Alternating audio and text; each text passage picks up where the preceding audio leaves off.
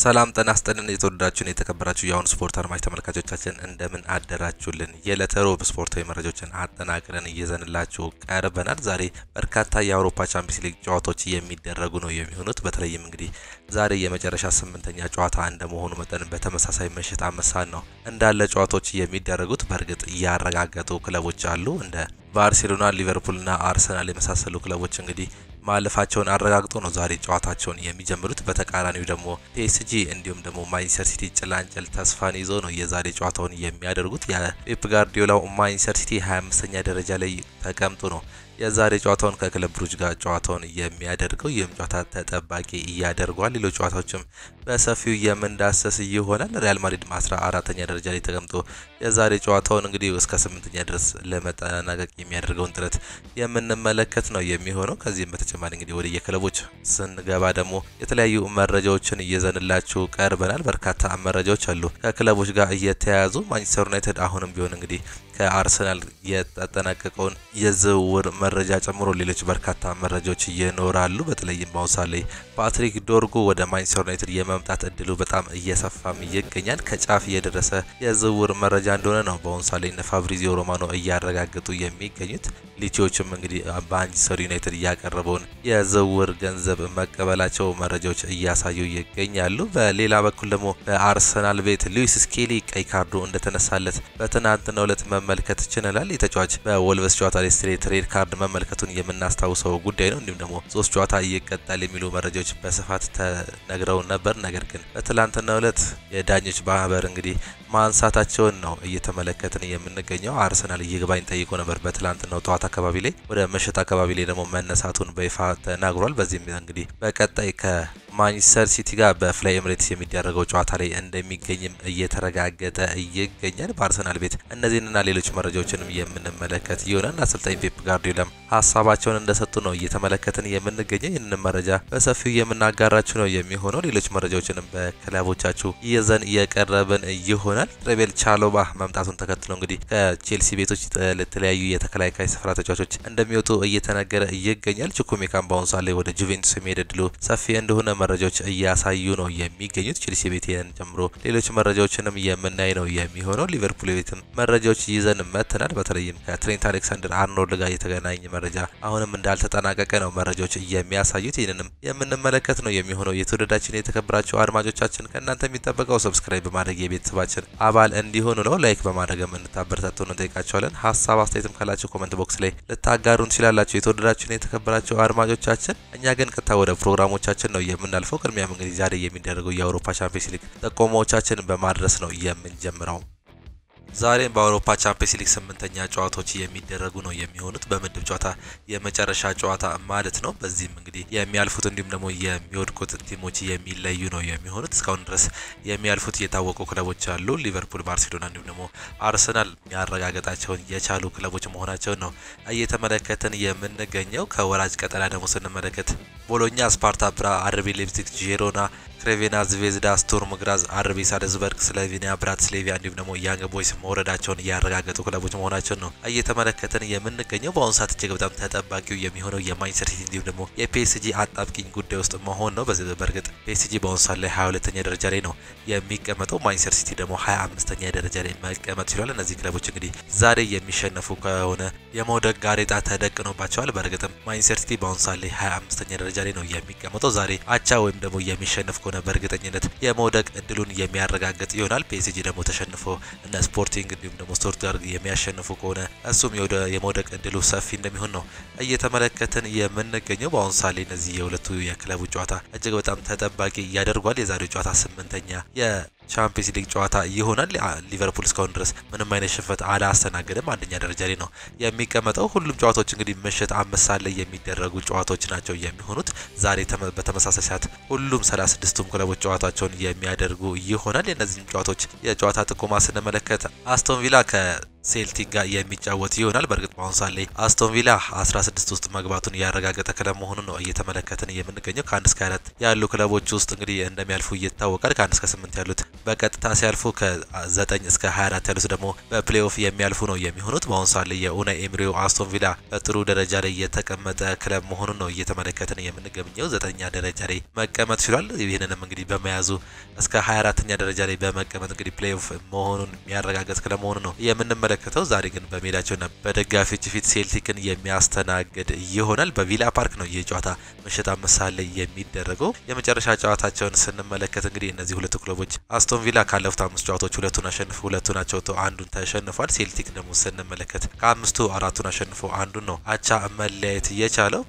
ስኮቲሽ ፕሪሚየርሺፕ ነበር ይህንንም አቻ ማጠናቀቅ እየቻለው። እነዚህ ሁለቱ ክለቦች በታሪካቸው ለመጀመሪያ ጊዜ ነው ዛሬ የሚያደርጉት ይህንን ጨዋታ በቻምፒየንስ ሊጉ ማለት ነው። ሌላኛው ባርሴሎና ከአታላንታ የሚያደርጉት ተጠባቂ ጨዋታ ነው። በእርግጥ ባርሴሎና ማለፉን ያረጋገጠ ክለብ መሆኑን ተመልክተናል በ18 ነጥብ። ነገር ግን ከአታላንታ በስፖቲፋይ ካምፕ ኑ የሚያደርገው ተጠባቂ ጨዋታ ነው። ሃንሲ ፍሊክ ከዣን ፔሮ ጋስፔሪኒ ጋር የሚያደርጉት ተጠባቂ ጨዋታ ነው። እነዚህ ሁለቱ ክለቦች እንግዲህ በአሁኑ ሰዓት ላይ ለመጀመሪያ ጊዜ ነው የሚገናኙት። በታሪካቸው የመጀመሪያ ጨዋታቸው ነው በስፖቲፋይ ካምፕ ኑ የሚያደርጉት ጨዋታ። የመጨረሻ ጨዋታቸውን ስንመለከት ባርሴሎና ከ5ቱ እንግዲህ 4ቱን አሸንፎ አንዱን አቻ መውጣት ሲለያይ፣ አታላንታ ደግሞ 2ቱን አሸንፎ 2ቱን አቻ ወጥቶ አንዱን የተሸነፈበትን ውጤት ነው እየተመለከትን የምንገኘው። በቻምፒየንስ ሊጉ አታላንታ ያለፈውን ጨዋታ እንግዲህ 5-0 ነበር ማሸነፍ የቻለው። ባርሴሎና ደግሞ ሳይጠበቅ እንግዲህ ሲመራ ቆይቶ 5-4 ያሸነፈበትን ውጤትም የምናስታውሰው ጉዳይ ነው። በዛሬ ጨዋታ ላይ የማይሻለፉ የባርሴሎና ተጫዋቾችን ስንመለከት ኢንጎ ማርቲኔዝ፣ አንድሬ ቴር ስቴገን፣ ክርስቲያንሰን እንዲሁም ደግሞ ዳኒ ኦልሞ ከጨዋታ ውጭ መሆናቸው የተረጋገጠ ጉዳይ ነው። በአታላንታ በኩል ምንም አይነት ጉዳት እንደሌለ መመልከት ችለናል። ይህም ጨዋታ እንግዲህ ምሽት 5 ሰዓት ላይ የሚደረግ ሲሆን ባየር ሊቨርኩሰንም ከስፓርታ ፕራጋ የሚያደርጉት ጨዋታ ሌላኛው ተጠባቂ ጨዋታ ነው። ባየር ሙኒክ ከስሎቪያን ብራቲስላቪያ ጋር የሚያደርገው ሌላኛው ተጠባቂ ጨዋታ ነው። ለስሎቪያን ብራቲስላቪያ መውደቁን ያረጋገጠ ክለብ መሆኑን ነው የተመለከት ነው። በአሁኑ ሰዓት ላይ ባየር ሙኒክ እንግዲህ ይህንን ውጤት በማሸነፍ 24 ውስጥ ለመቀመጥ የሚያደርገው ጥረት ከፍተኛ መሆኑ ነው እየተገለጸ የሚገኘው። አሰልጣኝ ቪንሴንት ኮምፓኒ በሜዳቸውና በደጋፊዎች ፊት በአሊያንዝ አሬና የሚያደርጉት ጨዋታ ነው። እነዚህም ክለቦች እንግዲህ በታሪካቸው ለመጀመሪያ ጊዜ እንደሚገናኙ ነው እየተመለከትን የምንገኘው። የመጀመሪያ ጨዋታቸው ነው የሚሆነው። የመጨረሻ 5 ጨዋታቸውን ስንመለከት ባየር ሙኒክ ካለፉት 5 ጨዋታዎች 4ቱን አሸንፎ አንዱን ነው የተሸነፈውም እንግዲህ በቻምፒየንስ ሊግ በፌኖርድ ያልተጠበቀ 3-0 ሽንፈት ከሜዳ ውጪ ማስተናገዱን የምናስታውሰው ጉዳይ ነው። ስላቪያን ብራቲስላቪያ ደግሞ ካለፉት 5 ጨዋታዎች 3ቱን አሸንፎ 2ቱን አቻ መለያየት ችሏል። በቻምፒየንስ ሊጉ ያደረገውን ጨዋታ ደግሞ በስቱትጋርት 3-1 የተሸነፈበትን የሜዳ ጨዋታ የምናስታውሰው ጉዳይ ነው። በዚህ ጨዋታ ላይ የማይገኙ የባየር ሙኒክ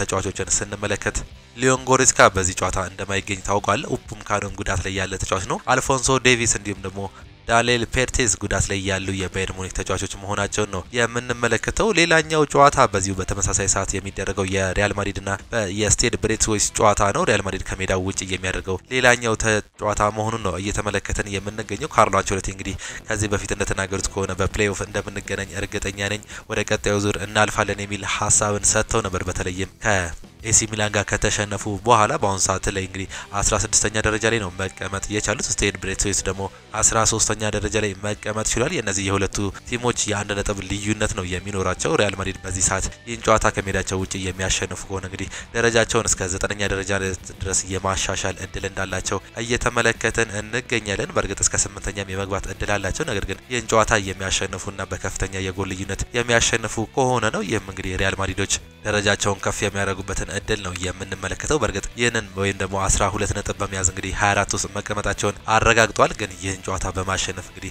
ደረጃቸውን ከፍ አድርገው ወደ ቀጣዩ ዙር ለማለፍ የሚያደርጉት ሌላኛው ጥረት መሆኑን ነው የምንመለከተው። በዚህ ጨዋታ ላይ የሪያል ማድሪድ ተጫዋቾች ጉዳት ላይ የሚገኙ እንዲሁም ደግሞ በቅጣት የማይሰለፉ ተጫዋቾች አሉ። ከነዚህ መካከል ዳኒ ካርቫል በጉዳት ምክንያት አይገኝም። ኤደር ሚሊታውም እንዲሁ የማይገኝ ተጫዋች ነው። ካማቪንጋም በጉዳት የማይገኝ ተጫዋች ሲሆን ቪኒሺየስ ጁኒየር በዲሲፕሊን ወይም ደግሞ በቀይ ምክንያት ይህ ጨዋታ እንደሚያመልጠው ነው እየተመለከትን የምንገኘው። በዚህ ምክንያት እንግዲህ ሮድሪጎ የሱን ቦታ ከቨር አድርጎ ይጫወታል ተብሎ ይጠበቃል። ብራሂም ዲያዝም ወደ አሰላለፍ ውስጥ ይገባል ተብሎ የሚጠበቅ ሌላኛው ተጫዋች መሆኑን ነው እየተመለከትን የምንገኘው። የመጨረሻ 5 ጨዋታዎችን ስንመለከት 2ቱን ከ5ቱ 4ቱን አሸንፈው አንዳንድ እየተሸነፉበትን ውጤት ነው እየተመለከትን የምንገኘው። ይህም ጨዋታ ምሽት 5 ሰዓት ላይ ተጠባቂ ያደርገዋል። ዳይናሞ ዛግሬቭ ከኤሲ ሚላን ጋር የሚያደርጉት ጨዋታ ሌላኛው እጅግ በጣም ተጠባቂው ጨዋታ ነው። ኤሲ ሚላን ከሜዳቸው ውጪ የሚያደርጉት ጨዋታ መሆኑን ነው የምንመለከተው። ሰርጂዮ ኮንሴሳኦ ከፋቢዮ ካናቫሮ ጋር የሚያደርጉት ተጠባቂ ጨዋታ ነው። ኤሲ ሚላን እና ዳይናሞ ዛግሬብ ለአጠቃላይ እንግዲህ 6 ጊዜ ተገናኝተው ነበር። ስድስቱንም እንግዲህ ኤሲ ሚላን ያሸነፈበትን ውጤት ነው የተመለከትነው። የመጨረሻ ጨዋታቸውን በ2022 በቻምፒየንስ ሊጉ ተገናኝተው ነበር። በዛም ጨዋታ ላይ እንግዲህ በደርሶ መልስ በአጠቃላይ 7-1 በሆነ ውጤት አሸንፈው ነበር ኤሲ ሚላኖች ማለፍ የቻሉት። ዛሬም ከሜዳቸው ውጪ የሚያደርጉት ጨዋታ እጅግ በጣም ተጠባቂ ያደርጓል። አሰልጣኝ ሰርጂዮ ኮንሴሳኦ የሚሆን ጨዋታ እንግዲህ አሸንፈን ለቀጣዩ ዙር ራሳችንን እናዘጋጃለን ሲሉ ሀሳባቸውን መስጠታቸውን ነው እየተመለከትን የምንገኘው። ኤሲ ሚላን በአሁኑ ሰዓት ላይ 6ኛ ደረጃ ላይ ነው የተቀመጠው። ይህን ጨዋታ በማሸነፍ እንግዲህ 8 ውስጥ መቀመጡን የሚያረጋግጥበትን ውጤት ይዘን እንመጣለን ሲሉ መናገር ችሏል። ዳይናሞ ዛግሬብ 26ኛ ደረጃ ላይ ነው የተቀመጡት። ይህን ጨዋታ እንግዲህ በማሸነፍ 24 ውስጥ ለመቀመጥ ወይም ደግሞ ወደ ቀጣዩ ዙር ለማለፍ የሚያደርጉት ሌላኛው ተጠባቂ ጨዋታ ነው። ይህ ጨዋታ እጅግ በጣም ተጠባቂ የሚያደርገው እንግዲህ ዳይናሞ ዛግሬብ ጭላንጭል ተስፋን ይዘው በሜዳቸው የሚያደርጉት ጨዋታ ነው። ይህን ጨዋታ የሚያሸንፉ ከሆነ 24 ውስጥ የመቆየት ከፍተኛ እድል አላቸው። ይህንንም ለመጠቀም ከሜዳቸው እንግዲህ ከኤሲ ሚላን ጋር የሚያደርጉት ጨዋታ ምሽት 5 ሰዓት ላይ እጅግ በጣም ተጠባቂ ያደርገዋል። ቦሩሲያ ዶርትመንድም ከሻካታር ዶኔስክ ጋር የሚያደርጉት ጨዋታ ሌላኛው ተጠባቂ ጨዋታ ነው። በሲግናል ኢዱና ፓርክ ስቴዲየም የሚደረግ ጨዋታ ነው። 81000 ደጋፊዎችን በሚይዘው በዚህ ስቴዲየም እንግዲህ የሚደረገው ሌላኛው ተጠባቂ መሆኑን ነው እየተመለከተን የምንገኘው። እነዚህ ሁለቱ ክለቦች በአጠቃላይ 4 ጊዜ ተገናኝተው ነበር። ቦሩሲያ ዶርትመንድ 3ቱን ሲያሸንፍ አንዱን አቻ መለያየቱን ነው የተመለከትነው። እነዚህ ሁለቱ ክለቦች እንግዲህ ለመጨረሻ ጊዜ የተገናኙት በ2013 በዚሁ በቻምፒየንስ ሊግ ፎርማት ነበር። በዛ ላይ ደግሞ 5-2 በሆነ ውጤት አሸንፈው ነበር ቦሩሲያ ዶርትመንዶች ማለፍ የቻሉት። ዛሬስ ምን ያጋጥማቸዋል የምንመለከት ነው የሚሆነው። የመጨረሻ 5 ጨዋታዎችን እንኳን ስንመለከት ቦሩሲያ ዶርትመንድ እንግዲህ እጅግ በጣም አሰቃቂ ጊዜ ነው የሚገኘው። በተለይም እንግዲህ አሰልጣኝ ኑሪ ሳሂንን ማሰናበታቸውን እናስታውሳለን። ካሰናበቱም በኋላ የመጀመሪያ ጨዋታቸውን በሜዳቸውና በደጋፊዎቻቸው ፊት አቻ መለየታቸውን የምናስታውሰው ጉዳይ ነው። በቡንደስሊጋው 2 አቻ የወጡበት ጨዋታ ካለፉት 5 ጨዋታዎች አንዱን ብቻ ነው አቻ መውጣት የቻሉት። 4ቱን ተሸንፏል። በተጋዳሚው ሻካታር ዶኔስክን ስንመለከት ከ5ቱ 3ቱን አሸንፈው አንዱን አቻ ወጥተው አንዱን የተሸነፉበትን ውጤት ነው እየተመለከትን የምንገኘው። የመጨረሻ ጨዋታቸው በቻምፒየንስ ሊግ ነበር። ይህንም ጨዋታ አሸንፈው መውጣታቸውን ነው እየተመለከትን የምንገኘው። በዚህ ሰዓት ላይ እንግዲህ በቡንደስሊጋው እጅግ በጣም የወረደ አቋሙን የሚያሳየው ቦሩሲያ ዶርትመንድ 10ኛ ደረጃ ላይ በቡንደስሊጋው ይገኛል። በቻምፒየንስ ሊጉ ደግሞ 14ኛ ደረጃ ላይ ነው መቀመጥ የቻለው። በእርግጥ በአሁኑ ሰዓት ላይ 24 ውስጥ መግባቱን ያረጋገጠ ክለብ መሆኑን መመልከት ችለናል ቦሩሲያ ዶርትመንድ። ነገር ግን ይህን ጨዋታ በማሸነፍ እንግዲህ ደረጃውን ለማሻሻል የሚጠቀምበት ይሆናል ተብሎም ይጠበቃል። ሻካታር ዶኔስክም እንግዲህ እጅግ በጣም ጭላንጭል ተስፋ ይዞ ነው የዛሬውን ጨዋታ የሚያደርገው። ይህን ጨዋታ የሚያሸንፍ ከሆነና የሌሎችን ውጤት በመጠበቅ እንግዲህ እስከ 24ኛ ደረጃ ላይ የማጠናቀቅ እድል ይኖረዋል። በእርግጥ ይህ ጨዋታ ከባድ ሊሆን ይችላል። ነገር ግን ምናልባት 6 ጎሎችን አስቆጥሮ እንዲሁም ደግሞ የሌሎቹን ጨዋታ ጠብቆ የነ ማንቸስተር ሲቲ የነ ስቱትጋርትን ጨዋታ ጠብቆ እንግዲህ የዚህ ጨዋታ ውጤትን በማስመልከት እስከ 4ኛ ደረጃ የመውጣት ጭላንጭል ተስፋ ያለው ክለብ መሆኑን የምንመለከተው ጉዳይ ነው። የምሽት 5 ሰዓት ላይ የሚደረግ የሲግናል ኢዱና ፓርክ ጨዋታ ነው። ጄሮና ከአርሰናል ጋር የሚያደርጉት ጨዋታ ይጠበቃል። ጄሮና በሜዳውና በደጋፊዎች ፊት ነው አርሰናልን የሚያስተናግደው። ጄሮና በአሁኑ ሰዓት ላይ እንግዲህ መውደቁን ያረጋገጠ ክለብ ነው። አርሰናል ደግሞ እስከ 8 ውስጥ መቀመጡን ያረጋገጠ ክለብ መሆኑን ነው የተመለከተነው። ካለፉት ጨዋታዎች እንግዲህ ጄሮናዎች አንድ ጨዋታን ብቻ ነው ማሸነፍ የቻሉ። 7 ጨዋታ ተጫውተው እስካሁን ድረስ አንድ ብቻ በማሸነፍ በ6ቱ የተሸነፈበትን ውጤት አስመዝግበዋል በቻምፒየንስ ሊጉ። በዚህም መውረዳቸውን ማረጋገጥ ችሏል። አርሰናሎች አሰልጣኝ ሚኬል አርቴታን ይዘው እንግዲህ ወደ ቀጣዩ ዙር ማለፋቸውን ያረጋገጡ ክለብ መሆናቸውን መመልከት ችለናል። የመጨረሻ 5 ጨዋታቸውን ስንመለከት አርሰናል ከ5ቱ 3ቱን አሸንፈው በ2ቱ አቻ መለያየት ችሏል። ጄሮናዎችን ስንመለከት ከ5ቱ 2ቱን አሸንፈው በ3ቱ የተሸነፉበት ውጤት ነው የምንመለከተው። ይህ ጨዋታ እንግዲህ ለታሪካቸው የመጀመሪያ ጨዋታ ነው የሚሆነው። የጂሮናና የአርሰናል ጨዋታ በቻምፒየንስ ሊጉ ዛሬ ምሽት 5 ሰዓት ላይ የሚደረግ ጨዋታ ነው። በዚህ ጨዋታ ላይ የማይገኙ ተጫዋቾችን ስንመለከት ሚኬል ሜሪኖ በጉዳት ምክንያት እንደማይገኝ ተረጋግጧል። ጋብሪኤል ጂሰስ በዚህ ዓመት እንደማይመለስ የተረጋገጠ ጉዳይ ነው። ታኪዮ ቶሚያሱ እንዲሁም ደግሞ ቤን ዋይት ወደ ልምምድ መመለሳቸው እየተረገጠ ይገኛል። ነገር ግን ለዛሬ ጨዋታ ብቁ እንዳልሆኑ አሰልጣኝ ሚኬል አርቴታ ማረጋገጥ ችሏል። ቡካዮ ሳካም በዚህ ጨዋታ ላይ የማይገኝ ሌላኛው የአርሰናል ተጫዋች መሆኑን ነው የተመለከተው። ምሽት 5 ሰዓት ላይ የሚደረግ ጨዋታ ነው ይህም ጨዋታ። ሌላኛው ኢንተር ሚላን ከሞናኮም የሚያደርጉት ጨዋታ ይጠበቃል። ኢንተር ሚላን 4ኛ ደረጃ ላይ ነው መቀመጥ የቻለው በቻምፒየንስ ሊጉ 16 ነጥብና 7 ንጹህ ጎሎችን በመያዝ። በተቃራኒው ደግሞ ሞናኮዎች 10ኛ ደረጃ ላይ መቀመጥ ችሏል 13 ነጥብና 3 ንጹህ ጎሎችን በመያዝ። ኢንተር ሚላን በሜዳውና በደጋፊዎቹ ፊት የሚያደርገው ጨዋታ ነው ይህ ጨዋታ ጁሴፔ ሜዛ ላይ ነው የሚደረገው 80,000 ደጋፊዎችን በሚይዘው በዚህ ስቴዲየም። እነዚህ ሁለቱ ክለቦች በአጠቃላይ 5 ጊዜ ተገናኝተው ነበር። 3ቱን ኢንተር ሚላን ሲያሸንፍ አንዱን አቻ ወጥተው አንዱን ደግሞ ሞናኮ ነው ማሸነፍ የቻሉት። ለመጨረሻ ጊዜ በፍሬንድሊ ማች እንግዲህ በ2022 ክረምት ላይ ተገናኝተው ነበር። በዛ ጨዋታ ላይ አቻ መለያየት ችለው ነበር። በነጥብ ጨዋታ ደግሞ 1997 ነው ለመጨረሻ ጊዜ እነዚህ ሁለቱ ክለቦች በዩሮፓ ሊግ ነበር መገናኘት የቻሉት። በዛም እንግዲህ ኢንተር ሚላን በአጠቃላይ ውጤት 3-2 በማሸነፍ አልፎ ወደ ቀጣይ ዙር ማለፉን ተመልክተን ነበር። በቻምፒየንስ ሊጉ ደግሞ ለመጨረሻ ጊዜ በ1963 ነበር እነዚህ ሁለቱ ክለቦች መገናኘት የቻሉት። ያኔም ኢንተር ሚላን 3-2 በሆነ አጠቃላይ ውጤት ማለፉን ነው የምንመለከተው። ከአሁን በኋላ እንግዲህ የመጀመሪያ ከዛ በኋላ የሚደረግ ሌላኛው የነጥብ ጨዋታ መሆኑን እየተመለከትን እንገኛለን። ካለፉት 5 ጨዋታዎች ኢንተር ሚላን 4ቱን አሸንፈው አንዱን አቻ መጠናቀቅ ሲችል ሞናኮች ካለፉት 5 ጨዋታዎች ሁለቱን አሸንፈው አንዱን የተሸነፉበትን ውጤት እየተመለከትን እንገኛለን። ጁቬንቱስም ከቤኔፊካ ጋር የሚያደርጉት ተጠባቂ ጨዋታ ነው። አሮጊቶቹ እንግዲህ በሜዳቸውና በደጋፊዎቹ ፊት ነው ይህን ጨዋታ የሚያደርጉት። በደረጃ ሰንጠረዡ 17ኛ ደረጃ ላይ ተቀምጠው ይህን ጨዋታ ሲያደርጉ ቤኔፊካ ደግሞ 21ኛ ደረጃ ላይ ነው መቀመጥ የቻሉት። የእነዚህ የሁለቱ ክለቦች የነጥብ ልዩነት 2 ነው። 12 ነጥብ በመያዝ እንግዲህ ጁቬንቱስ ሲቀመጥ ቤኔፊካ ደግሞ 10 ነጥብ ነው ይዞ የተቀመጠው። በዚህ ስቴዲየም የሚደረገው ተጠባቂ ጨዋታ እነዚህ ክለቦች በአጠቃላይ 10 ጊዜ ተገናኝተው ነበር። በዚህም እንግዲህ ሞናኮች 6 ጊዜ ማሸነፍ ሲችል ጁቬንቱስ 1 ጊዜ ብቻ ነው ማሸነፍ እየቻለው። 3 ጊዜ ደግሞ አቻ መለያየት ችሏል። ለመጨረሻ ጊዜ ሲገናኙ በ2022 በቻምፒየንስ ሊጉ ተገናኝተው ነበር። በዛም ጨዋታ ላይ እንግዲህ ቤኔፊካዎች ሁለቱንም ጨዋታ ወይም በደርሶ መልስ በማሸነፍ ወደ ቀጣዩ ዙር ማለፋቸውን ነው የምንመለከተው። በዚህም እንግዲህ ቤኔፊካዎች የዛሬውን ጨዋታ እያሸንፋሉ ተብሎ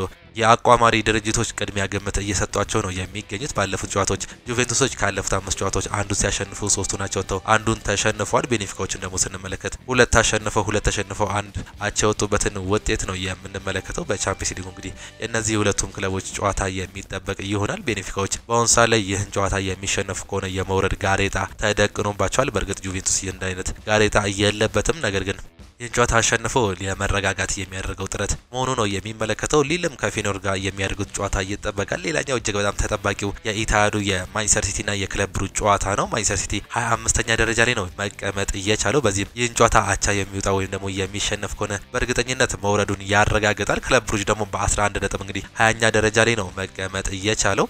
ይህም ክለብ እንግዲህ የሚሸነፍ ከሆነ የመውረድ ጋሬጣ እየተጣለበት እንደሆነ እየተመለከትን እንገኛለን። የነዚህ ሁለቱ ክለቦች እንግዲህ የማሸነፍና የማሸነፍ እቅድ ብቻ ይዘው የሚገቡበት ጨዋታ ነው መሆኑን የምንመለከተው። ማንቸስተር ሲቲ አቻ እንኳን የሚለያይ ከሆነ መውደቁን ያረጋግጣል። ክለብ ብሩጅ ደግሞ ይህን ጨዋታ አቻ ወይም ደግሞ አሸንፎ የሚወጣ ከሆነ 24 ውስጥ የመቀመጥ እድሉ ሰፊ ነው የሚሆነው። ይህም ጨዋታ ለአሰልጣኝ ፔፕ ጋርዲዮላ እጅግ በጣም የጭንቅ ጨዋታ ሊሆን ይችላል። በእርግጥ አሰልጣኙ በዚህ ዓመት ከባድ ጊዜ ውስጥ እንገኛለን። በፕሪሚየር ሊጉም እንግዲህ እስከ 4ኛ ደረጃ ላይ የምናጠናቀቅ ከሆነ እጅግ በጣም ደስተኛ ነው የምሆነው። ይህ ነገር ለኛ ትልቅ ሊሆን ይችላል። ከቻምፒየንስ ሊጉም ውድድር ውጪ ልንሆን እንችላለን የሚል ሀሳብን ባለፈው ጨዋታ ላይ ሀሳብ ማንሳታቸው የምናስታውሰው ጉዳይ ነው። በዚህ ጨዋታ ላይ ናታን አንኬ፣ ሮድሪ፣ ሩበን ዲያዝ እንዲሁም ደግሞ ጄሬሚ ዶኩ ጉዳት ላይ ያሉ ተጫዋቾች እየሆኑ ነው የሚገኙት። በዚህም ጨዋታ የማይገኙ መሆኑን አሰልጣኝ ፔፕ ጋርዲዮላ ማረጋገጥ ችሏል። በአጠቃላይ እነዚህ ሁለቱ ክለቦች ሁለቴ መገናኘት ስለው ነበር። በዚህም በ2021 በደርሶ መልስ ነበር የተገናኙት በቻምፒየንስ ሊጉ። በዚህም በደርሶ መልስ ውጤት እንግዲህ 9-2 በሆነው ውጤት ነበር አሸንፈው ማጠናቀቅ እየቻሉት። ዛሬ በሜዳቸውና በደጋፊዎች ፊት 55000 ተደጋፊዎችን በሚይዘው በኢታድ ስቴዲየም የሚያደርጉት ተጠባቂ ጨዋታ ነው። ይህን ጨዋታ እንግዲህ ለማሸነፍና ለማሸነፍ ብቻ የሚገቡት ጨዋታ መሆኑን ነው በፔፕ ጋርዲዮላ በኩል እየተመለከትን የምንገኘው። ካርሎ አንቸሎቲ ይህ ቲም እንግዲህ በዚህ ሰዓት ይወርዳል ብዬ አልጠብቅም። ምናልባትም እንግዲህ ቻምፒየንስ ሊጉን ሊያነሳ ይችላል ብዬ የምጠብቀው ክለብ መሆኑን እነግራቸዋለሁ ማለታቸው አይዘነጋም። ባለፈው ጨዋታ ላይ ተሸንፎ እንግዲህ 25ኛ ደረጃ ላይ መግባቱን እንዲሁም ደግሞ የመውደቅ ጋሬጣውን መመልከታቸውን ተከትሎ ፔፕ ጋርዲዮላ እንዲሁም ደግሞ ማንቸስተር ሲቲ ይወርዳሉ ብዬ አልጠብቅም። ምናልባትም ይህን ጨዋታ እንግዲህ አሸንፈው ወደ ቀጣዩ ዙር በማለፍ ይህንን ነገር ይቀይሩታል ብዬ ገምታለሁ ሲሉ ሀሳባቸውን መስጠት ችሏል። የመጨረሻ 5 ጨዋታዎችን ስንመለከት የፔፕ ጋርዲዮላው ማንቸስተር ሲቲ ከ5ቱ 3ቱን አሸንፈው አንዱን ተሸንፈው አንዱን አቻ መውጣት ችሎ ነበር። የተሸነፈውም እንግዲህ በፒኤስጂ ከሜዳው ውጪ በቻምፒየንስ ሊጉ ነበር። በዚህም ጨዋታ 2-0 ሲመራ ቆይቶ 4-2 የተሸነፈበትም ያልተጠበቀ ውጤት እናስታውሰው ጉዳይ ነው። ዛሬም የሚያደርገው በሜዳቸውና በደጋፊዎች ፊት ተጠባቂ ጨዋታ መሆኑን ተመልክተናል። ክለብ ብሩጅ ካለፉት 5 ጨዋታዎች 3ቱን አሸንፈው 2ቱን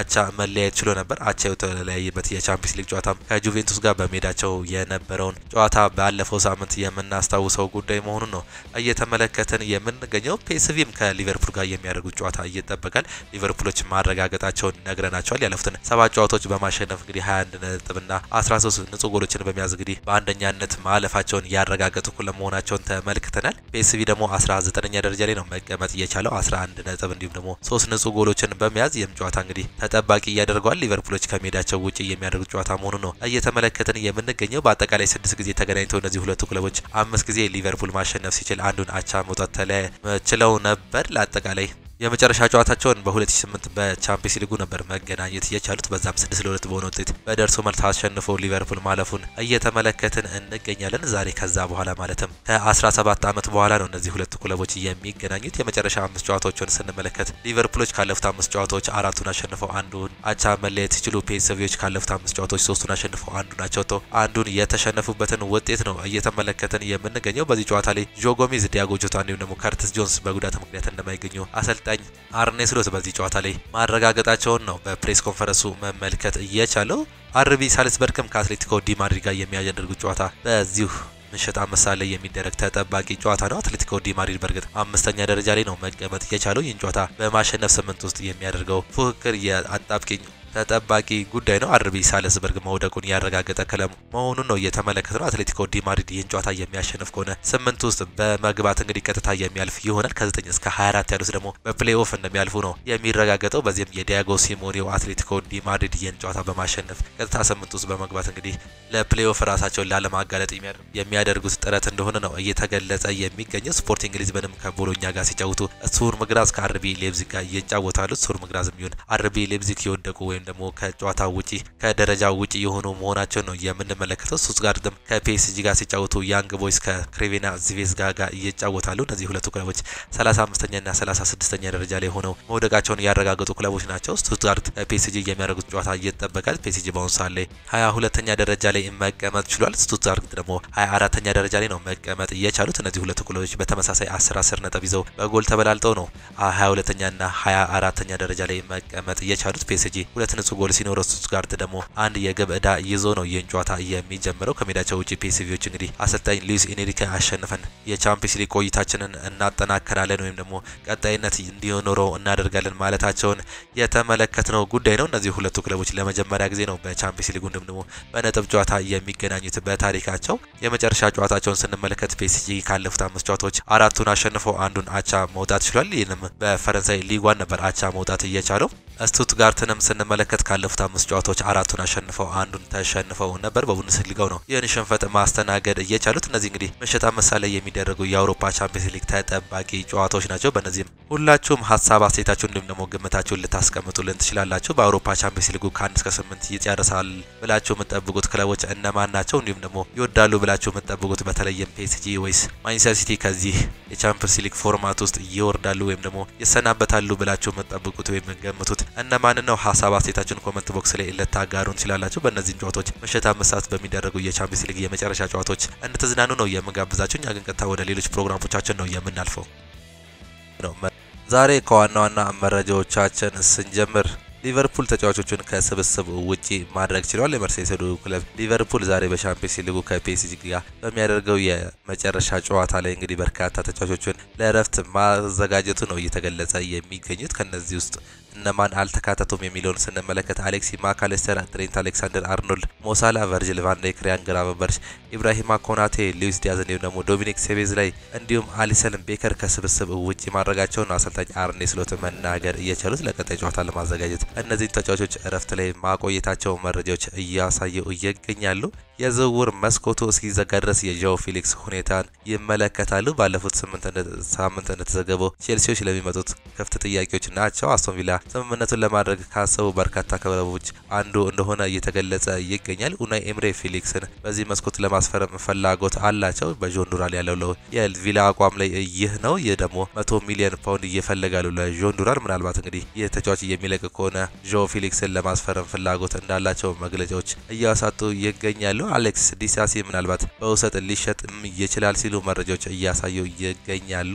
ቪላ ለዱራን ከዌስትሃም የቀረበለትን የ57 ሚሊዮን ፓውንድ ጥያቄ ውድቅ አድርጓል። ጆን ዱራን በአልናስር ራዳር ላይ ይገኛል። ባለፉት ክረምት ዱራን የቼልሲ አማራጭ ዝርዝር እንደነበር የምናስታውሰው ጉዳይ ነው። በአሁኑ ሰዓት ላይ ግን እንደተዉት ነው ቤን ጃኮብስ በትላንትናው ዕለት መዘገብ እየቻለው።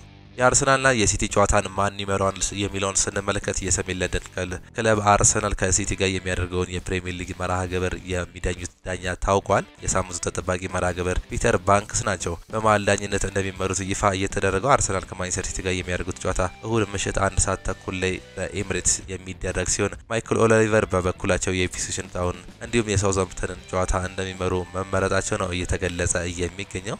አርሰናል ኢቫን ፈርጉሰን ሁኔታ በቅርበት ሲከታተል ነገር ግን አርሰናል ስተርሊንግ እና ኔቶን በውሰት ማስፈረም ተከትለው ይህ ዝውውር ለማድረግ አይችልም። መጀመሪያ ከነዚህ ሁለቱ ተጫዋቾች አንዱን መለስ ይጠበቅበታል። በዚህም መጀመሪያ ኢቫን ፈርጉሰን እንግዲህ ይህ ነገር ከተጠናቀቀለት በኋላ ሊመጣ ይችላል ሲል ቤን ጃኮብስ እየዘገበ ነው የሚገኘው። ማርቲን ኦዴጋርድ እንዲሁም ደግሞ ሚኬል ሜሪኖ በትላንትናው ልምምድ ላይ ተመልሰው ታይተዋል። ካይ ሃቨርትዝ ልምምድ ማድረግ ችሏል። ቤን ዋይትና ታኪዮ ቶሚያሱ እንደሌሉ ነው መረጃዎች የሚያሳዩት።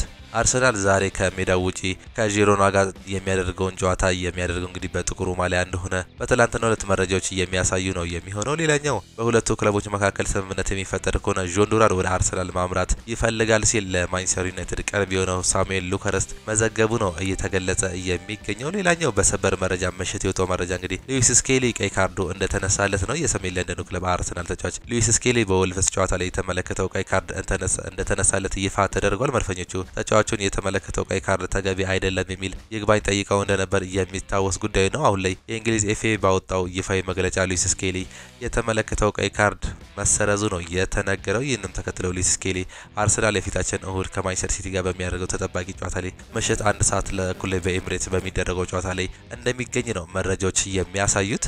ካርሎስ ካሴሚሮ ወደ ጣሊያን ክለብ ሮማ ለመዘዋወር ክፍት ነው። ማንቸስተር ዩናይትድ ተጫዋቹን የጥር የዝውውር መስኮት ከመዘጋቱ በፊት በውሰት ሊለቁት ፈቃደኛ መሆናቸው ነው መገለጹ የተነገረው። ይህ ተጫዋች እንግዲህ በዚህ ሰዓት ላይ በሽያጭ ወይም ደግሞ በውሰት ወደ ሌሎች ክለቦች የሚሄድ እድሉ ሰፊ እንደነበር እናስታውሳለን። እስካሁን ድረስ ግን ምንም አይነት ይፋዊ ጥያቄ ሊቀርብለት አልቻለም። ሌላኛው አይደን ሄቨን ወደ ማንቸስተር ዩናይትድ ሂሪዊጎ ትላንትና ማለቱን ፋብሪዚዮ ሮማኖ መመልከት ችለናል። ሌላኛው በዚህ ሰዓት የመጣ ከአርሰናል ሌላኛው የአካዳሚ ተጫዋች መሆኑን ነው መመልከት እየቻለ። በክረምቱ እንግዲህ ታዳጊ አጥቂ ማምጣታቸው የሚታወስ ጉዳይ ነው። በአሁኑ ሰዓት ላይ ደግሞ ታዳጊ ተከላካይ አይደን ሄቨንን ወደ ማንቸስተር ዩናይትድ ማምጣታቸው ፋብሪዚዮ ሮማኖ በትላንትና ዕለት ማረጋገጥ ችሏል። አይደን ሄቨን የሊሳንድሮ ማርቲኔዝ ሁነኛ ተፎካካሪ እንዲሆን በማሰብ ወደ ክለቡ እንደመጣ ነው የተዘገበው። ዳኛውም ታውቋል። በመጪው እሁድ ማንቸስተር ዩናይትድ በ24ኛ ሳምንት የእንግሊዝ ፕሪሚየር ሊግ መርሃ ግብር ከክሪስታል ፓላስ ጋር የሚያደርጉት ጨዋታ ታውቋል። ይህንንም የጨዋታ በእንግሊዛዊ አልቢተር ጆን ብሩክስ በመሀል ዳኝነት እንደሚመሩት ነው የተረጋገጠው። ጆን ብሩክስ ማንቸስተር ዩናይትድ ለመጨረሻ ጊዜ የዳኙት ከ2 ሳምንት በፊት ከሳውዛምፕተን ጋር ባደረገው ጨዋታ ነበር።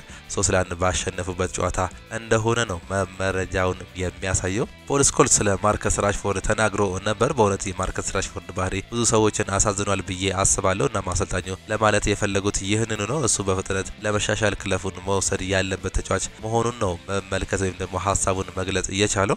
ትላንት በብሬኪንግ ኒውስ የወጣው መረጃ ሊቼ በስተመጨረሻም ማንቸስተር ዩናይትድ ለዶርጉ ዝውውር ያቀረበውን 3ኛ ዙር ጥያቄ ተቀብሏል የሚል መረጃ ዴሊ ሜል በትላንት ነው እንዲሁም በዘገባው ማሳየት መቻሉን ተመልክተናል። ሊቼ በአሁኑ ሰዓት ላይ ለዶርጉ እየተቀረበለትን 37 ሚሊዮን ፓውንድ እንዲሁም ደግሞ ተጨማሪ አድሶን ተመልክቶ ፍላጎቱን ማሳየቱና መቀበሉን ነው መረጃዎች የሚያሳዩት።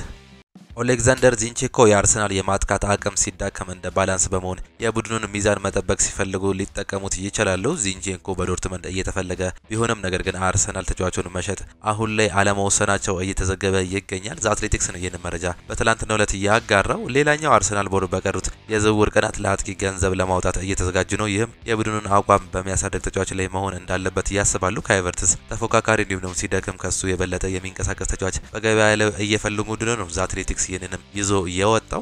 አስቶን ቪላ እስከ 80 ሚሊዮን ፓውንድ የሚቀርብላቸው ከሆነ ጆን ዱራንን ለመልቀቅ ፈቃደኞች ናቸው ሲል ዴቪድ ኖርንስቲን ዘግቧል። ይህን ተጫዋች አርሰናሎች ፍላጎታቸው ከፍ እንዳለ ነው እየተገለጸ የሚገኘው። ነገር ግን የእሱ የገበያ ዋጋ እጅግ በጣም መጋነኑን ነው የሚያስቡት ወይም ደግሞ የሚያምኑት። ማንቸስተር ዩናይትድ ተጫዋች ለማስፈረም ተቃርቧል። ማንቸስተር ዩናይትድ የአርሰናሉን የወጣት የተከላካይ ስፍራ ተጫዋች አይደን ሄቨንን ለማስፈረም ነው መቃረባቸው የተገለጸው። ቀያዮቹ ሰይጣኖች የ18 ዓመቱን ተስፈኛ ተከላካይ አይደን ሄቨንን ለማስፈረም ከአርሰናል ጋር በዝውውር ዙሪያ በስምምነት ላይ መቃረባቸውን ዘአትሌቲክስ ዘግቧል። ተጫዋቹ ባለፈው ሳምንት ማንቸስተር ዩናይትድ ከሬንጀርስ ጋር ያደረጉትን ጨዋታ ኦልድ ትራፎርድ ስቴዲየም በመገኘት መታደም መቻሉ ነው የተዘገበው። በሌላ በኩል ማንቸስተር ዩናይትድ የሊቺዮን ተከላካይ ፓትሪክ ዶርጉን ለማስፈረም እንደሚያደርጉት ጥረት አጠናቅረው መቀጠላቸው ነው የተዘገበው። ምናልባት እንግዲህ የፓትሪክ ዶርጉ ጉዳይ የማይጠናቀቅ ወይም ደግሞ እክል የሚገጥመው ከሆነ ማንቸስተር ዩናይትዶች የቀድሞ የግል ተጫዋቾቻቸውን እያዩ እንደሆነ ነው መረጃዎች የሚያሳዩት። ማንቸስተር ዩናይትዶች አልቫሮ ፈርናንዴዝን ከ15 ሚሊዮን ነጥብ 1 ፓውንድ በላይ በማውጣት የመግዛት መብት ለመጠቀም መጀመሩ መረጃዎች እያሳያሉ። ነገር ግን በቤኔፊካ የሚገኙ ሰዎች ተጫዋቾች የዝውውር መስኮት ይለቃል ብለው እንደማያስቡ ለተጫዋቹ ቅርብ የሆኑ ነገር እየታየ ይገኛል። ነገር ግን ሪዮ ፈርዲናንድ ሩበን አሞሪም በራሽፎርድ ዙሪያ ስለሰጠው አስተያየት ምላሹን ሰጥቷል ወይም የግል አስተያየቱን ነው መስጠት የቻለው። የንግግር የተናገረው ለኔ ቢሆንና ያለው ነገር እውነት ባይሆን ያለምንም ማመንታት አፋጣኝ ምላሽ እሰጥ ነበር በማለት ነው ሪዮ ፈርዲናንድ የተናገረው። ቀጥሎም እንግዲህ ፕሬስ ኮንፈረንስ አዘጋጅቼ ማንም ሰው በሚዲያ እኔ ላይ እንደዚህ መናገር አይፈቀድለትም በማለት ነው ሀሳቡን የገለጸው። የተጫዋች እንግዲህ በአሁን ሰዓት ላይ ከማንቸስተር ዩናይትድ ጋር ንግግሩ ወይም ደግሞ እህል ውሃው እንዳበቃለት ነው የሚገለጸው። የማርከስ ራሽፎርድ ጉዳይ በተለይም ደግሞ አሰልጣኙ የ63 ዓመቱን የግብ በረኛ አሰልጣኝን ባስቀጥር ወይም ደግሞ ባሳልፍ ይሻለኛል እሱን ከማሳለፍ የሚል ሀሳብን ከሰጠ በኋላ ነው ሪዮ ፈርዲናንድ ይህንን ነገር መናገር የቻለው። ዝውውሩ እንደሚጠናቀቅ ተማምነዋል። ማንቸስተር ዩናይትድ ረዘም ካሉ የድርድር ሂደቶች በኋላ ሊቼ ከሚፈልገው 40 ሚሊዮን ዩሮ ጋር በእጅጉ የተቀራረበ የዝውውር ጥያቄ ለማቅረብ መዘጋጀታቸው ነው የተገለጸው። በዚህም ማንቸስተር ዩናይትድ ከጣሊያኑ ክለብ ያደረገውን አዎንታዊ ንግግሮች ብሩህ ተስፋ ሰጥተዋል ሲል ነው የተገለጸው። በሚቀጥሉት 24 ወይም 48 ሰዓታት ውስጥ በሚቀጥሉት ይፋ የዝውውር ጥያቄዎች ዝውውር ሊጠናቀቅ የሚችልበትም ሰፊ እድል እንዳለ ዘግቧል። ይህንን መረጃም ያጋራው ፋብሪዚዮ ሮማኖ ነው። ማንቸስተር ዩናይትድ የአልቫሮ ፈርናንዴዝን የመመለሻ እቅዝ ወይም ሊጠቀም ይችላል። ማንቸስተር ዩናይትድ የቀድሞ ተከላካያቸውን አልቫሮ ፈርናንዴዝን የመመለሻ አንቀጽ በመጠቀም ወደ ክለቡ ለመመለስ እያሰቡ ነው። ፈርናንዴዝ ካራሬስ በአሁኑ ሰዓት በቤኒፊካ ጥሩ እያሳለፈ የሚገኝ ተጫዋች መሆኑን ተመልክተናል። ዩናይትዶች በግራ መስመር ተከላካይ ላይ ለሊቼ የሚጫወተውን ፓትሪክ ዶርኩን ለማስፈረም ቅድሚያ ሰጠው እየሰሩ ቢሆንም ከጣሊያኑ ክለብ ጋር የሚደረገው ድርድር እየተጓገለ የ21 ዓመቱ ተጫዋች ወደ ኦልድ ትራፎርድ ለመመለስ እያሰቡ መሆኑ ነው የተገለጸው። ለዝውውሩም የሚያስፈልገው ገንዘብ 18 ሚሊዮን ዩሮ ወይም ደግሞ 15.1 ሚሊዮን ፓውንድ ወይም 18.9 ሚሊዮን ዶላር ሲሆን በተጨማሪ አነስተኛ ክፍያዎችም ሊኖሩ ይችላሉ ተብሏል። በፈርናንዴዝ ካራሬስ በኩል ያሉት ምርጫዎች በአሁኑ ሰዓት በገበያው ዝውውር ማድረግን እያሰቡ ተናግረዋል። ፈርናንዴዝ ባለፉት ክረምት በ6 ሚሊዮን ዩሮ በቋሚነት ከመልቀቅ በፊት 4 ዓመታትን በማንቸስተር ዩናይትድ ማሳለፉን ነው ዴቪድ ኦርነስቴን በዘ አትሌቲክስ ዘገባው ላይ ይዞት መውጣት እየቻለው። ሌላኛው ማንቸስተር ዩናይትድ ብራሂም ዲያዝን ከሪያል ማድሪድ ለማስፈረም እንቅስቃሴ መጀመራቸውም እየተገለጸ ይገኛል። የአጥቂ ስፍራቸውን በአሁኑ ሰዓት ላይ ለመቀየር ወይም ደግሞ ለማጠናከር የሚያስቡት ማንቸስተር ዩናይትድ በአሁኑ ሰዓት ላይ የሎስ ብላንኮቹን ብራሂም ዲያዝን ኢላማ እንዳደረጉ መረጃዎች ናቸው የሚያሳዩት። ቼልሲዎች የጆን ዱራን ጉዳይ በዣኦ ፊሊክስ ዙሪያ ከአስቶን ቪላ ጋር በተነጋገሩበት ጊዜ እንዳነሱት ተነግሯል። ካሉት አማራጮች መካከል አንዱ የቀጥታ ተጫዋቾች የዝውውር ለውጥ ሊሆን ይችላል። አስቶን ቪላ ለዣኦ ፊሊክስ ጠይቋል እና ኡናይ ኤምሬ ተጫዋቹን አድናቂ መሆናቸው ነው እየተገለጸ የሚገኘው። ምናልባት እንግዲህ ቼልሲዎች ጆን ዱራንን የግላቸው በማድረግ ዣኦ ፊሊክስን ወደ ቪላ ፓርክ ለመላክ እቅድ እንዳላቸው ነው እየተገለጸ የሚገኘው። ይህን ተጫዋች እንግዲህ በርካታ ክለቦች ይፈልጉታል። ከሳውዲ ጭምር እንግዲህ ጆን ዱራንን አልናስሮች ለማስፈረም ፍላጎት ማሳየታቸው የሚገለጽ ጉዳይ ነው። በአሁኑ ሰዓት ላይ ይህንን ተጫዋች እንግዲህ አርሰናልን ጨምሮ ቼልሲን ፈላጊ መሆናቸው ነው የሚገለጸው። ሬናቶ ቬጋ እስከ ዓመቱ መጨረሻ በውሰት ውል ጁቬንቱስን ተቀላቅሏል። ሬናቶ ቬጋ ሲናገርም በብዙ የሜዳው ክፍል ውስጥ ምቾት ይሰማኛል። የኔ ዋና ሚላ የመሀል ተከላካይ ነው እና የግራ መስመር መሀል ተከላካይ ነኝ። ነገር ግን መሀል ሜዳ መጫወት እችላለሁ። በግራ ተከላካይ ተጫውቻለሁ። የትም ቦታ መጫወት እችላለሁ። እንደ አሰልጣኙ ሁኔታ የትም ቢያስቀምጡኝ፣ የትም ቢያሰልፉኝ የመጫወት አቅም አለኝ። እዚህ በመድረሴም ደስተኛ ነኝ ሲል ነው ሬናቶ ቬጋ ከውሰት ውሉ በኋላ ሀሳቡን መስጠት የቻለው። ፋብሪዚዮ ሮማኖ እንደገለጸው ከሆነ በጁቬንቱስና በቼልሲ መካከል በሬናቶ ቬጋ ዝውውር ጉዳይ ላይ በነበረው ውይይት ቹኩሜካ ስምምነት አብሮ ተነስቶ ነበር። እናም በዝውውር መስኮቶች የመጨረሻ ቀናት ቹኩሜካ ቼልሲ ሊለቅ የሚችልበትም እድል አለ። ምናልባትም ወደ አሮጊቶቹም ሊሄድ ይችላል ሲል ነው ፍንጭ መስጠት የቻለው። ኔይማር ጁኒየር ከአልሃሊ ጋር ተለያይቷል። ብራዚላዊ የፊት መስመር ተጫዋች ኔይማር ጁኒየር ከሳውዲ አረቢያው ክለብ ጋር አልሃሊ ጋር መለያየቱ ነው የተገለጸው። ኮንትራቱ በአንድ ዓመት ህይወት መጨረሻ የሚጠናቀቀው ይህ የተጫዋች እንግዲህ ከአልሃሊ ጋር በስምምነት መለየታቸው ይፋ ተደርጓል። ኔይማር በቀጣይነት የልጅነት ክለቡን የብራዚሉን ክለብ ሳንቶስን ለመቀላቀል የሕክምና ምርመራ እንደሚያደርግ ነው የተገለጸው። የ32 ዓመቱ ተጫዋች ኔይማር ከዓመት በፊት አልሂላልን በአመታዊ 150 ሚሊዮን ዩሮ 2 ዓመታትን ተቀላቅሎ እንደነበር የምናስታውሰው ጉዳይ ነው። ኔይማር በአልሂላል ቆይታው በጉዳት ምክንያት ለቡድኑ ተሳትፎ መጫወት የቻለባቸው 7 ጨዋታዎች ብቻ ነው። በዚህም 1 ጎልና 3 አሲስት ማድረግ የቻለ መሆኑ ነው የተመለከት ነው። የፕሪሚየር ሊጉ ዳኛ ዴቪድ ኩት ይቅርታ ጠየቁ። ከስራቸው የተባረሩት የእንግሊዝ ፕሪሚየር ሊግ ዳኛ ዴቪድ ኩት አሰልጣኝ የርገን ክሎፕና ደጋፊዎችን በይፋ ነው ይቅርታ የጠየቁት። ዋና ዳኛ በቅርቡ በተሰራጨ ቪዲዮ ቅጂ ሊቨርፑልና የቀድሞ አሰልጣኛቸውን የርገን ክሎፕን ሲሳደቡና ሲተቹ ተስተውለው ከስራ ተባረው እንደነበር እናስታውሳለን። በተጨማሪም አደንዛዥ እጽ ሲጠቀሙ የሚያሳይ ምስል በማህበራዊ በማህበራዊ ሚዲያ ተሰራጭተው ዳኛው ምርመራ ተከፍቶባቸው ነበር። ዴቪድ ኩት አሁን ላይ ባደረጉት ቃለ ምልልስ አሰልጣኝ የርገን ክሎፕን ጨምሮ ያስቀየምኳቸውን ሁሉ ይቅርታ መጠየቅ እፈልጋለሁ በማለት ነው የተናገሩት። ዳኛው በይቅርታ ንግግራቸውን በተናገሩት ንግግር ያስቀየምኳቸውን ሰዎች ሁሉ ይቅርታ መጠየቅ እፈልጋለሁ፣ በተናገሩት ነገር ተጸጽቻለሁ ነው ማለት እየቻሉት። ዋና ዳኛ በሰጡት አስተያየት የተመሳሳይ ጾታ አፍቃሪ መሆናቸው በይፋ ገልጸው ይህንን ለመደበቅና ባላቸው ተደራራቢ የስራ ጫና ምክንያት ወደ ሱስ መግባታቸው ነው የተገለጸው። በዚህም ምክንያት አላስፈላጊ ባህሪ ማሳየታቸውንና ዋና ዳኛው አሳይተው ገልጸዋል። ይህንንም ከአይምሮ ጤናዬ ለመመለስ ሙሉ ትኩረት አድርጌ እየሰራው ነው፣ ድጋፍ ያደረጉልኝ ሁሉ አመሰግናለሁ፣ ይቅርታ ማለት እፈልጋለሁ ለሁሉም በማለት ነው ሀሳባቸውን መግለጽ እየቻሉት። ውድና የተከበራችሁ የአሁን ስፖርት አድማጭ ተመልካቾቻችን ለዛሬ የነበረን ስፖርታዊ መረጃዎቻችን ይህንን እየመስሉ ነበር። ፕሮግራሞቻችን እንዴት አያቻቸው? ሀሳብ አስተያየታችሁን ኮመንት ቦክስ ላይ ልታጋሩን ትችላላችሁ። በተለይም እንግዲህ ዛሬ የአውሮፓ ቻምፒየንስ ሊግ ጨዋታዎች እንዳለ እነግረናቸዋል። ምሽት 5 ሰዓት ላይ ነው በተመሳሳይ ሰዓት ሁሉም የሚደረጉት ተጠባቂ በርካታ ጨዋታዎች አሉ። ከነዚህ መካከል እንግዲህ ባርሴሎና ከአታላንታ የሚያደርጉት ጨዋታ ይጠበቃል። በእርግጥ ባርሴሎና ማለፉን ያረጋገጠ ክለብ መሆኑን መመልከት ችለናል። ባየር ሙኒክን በሜዳው ስላቪያን ብራቲስላቫን የሚያስተናግድ ሲሆን ሪያል ማድሪድ ከሜዳው ውጪ ስቴድ ብሬቶዌስን የሚገጥም ነው የሚሆነው። አርሰናልም ከሜዳው ውጪ ከጂሮና ጋር ጨዋታውን የሚያደርግ ሲሆን ኢንተር ሚላን በሜዳው ከሞናኮ ጋር የሚያደርጉ ጨዋታ ተጠባቂ ያደርገዋል። ጁቬንቱስም ከቤኒፊካ ጋር ሲጫወት ክለብ ብሩጅ ከሜዳው ውጪ ከማንቸስተር ሲቲ ጋር እየጫወታል። ክለብ ብሩጅ 22ኛ እንዲሁም ደግሞ ማንቸስተር ሲቲ 25ኛ ደረጃ ላይ ሆነው ነው ይህን ጨዋታ የሚያደርጉት። ማንቸስተር ሲቲ ይህ ጨዋታ እጅግ በጣም ከባድ ሊሆንበት እንደሚችል ካሁኑ እየተገለጸ ይገኛል። ይህ ጨዋታን አቻ የሚወጣ ደግሞ ወይም ደግሞ የሚሸነፍ ከሆነ ከቻምፒየንስ ሊግ ውጪ እንደሚሆን ነው መመልከት የምንችለው። ሊቨርፑል እንግዲህ እስካሁን ድረስ ከሰባቱንም ጨዋታ በማሸነፍ 21 ነጥብ የያዘው ሊቨርፑል ከፒኤስቪ ጋር ከሜዳው ውጪ ያጫወታል።